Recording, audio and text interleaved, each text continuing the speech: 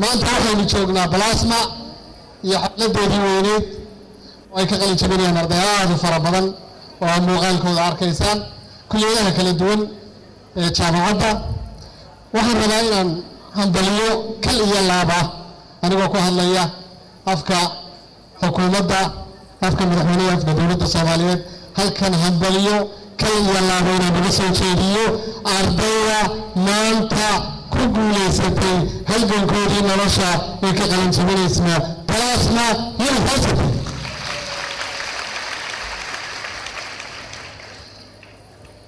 waxaan kaloo rabaa halkan inaan si gaar ah uga xuso ka wasaaradda warfaafin ahaan 10 arday xaggayga ka socda oo iyaguna maanta ku jira ardayda oo weliba ka mid ah madaxda wasaaradda oo halkan iyaguna xafladoodii maanta aanu joogno. waan hambalyeynaa iyagana si gaar ah maadaama aanu isku sii qabiilnahay, isku xaafadnahay. qabyaaladdu waa sida saxda ku tahay, waa sida isku xafiis, isku shaqo, isku mihnad. taas qabyaalada runta. waxaan rabaa maanta qof muhiima oo ka maqan wasaaraddeeda oo ahayd maanta halkan inay nala joogto, laakiin waqtigu aanu saamixin iyo waayuhu.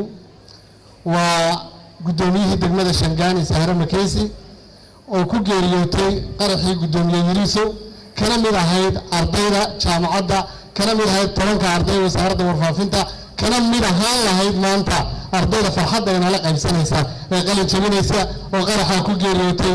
tacsiiraan la qaybsanaya iyo murugada waanan xusayaa. ilaahay ha naxariisto iyada iyo muslimiinta inaga geeriyoodaba. Sahra walaasheen ilaahay jannatu firdawsa ha geeyo.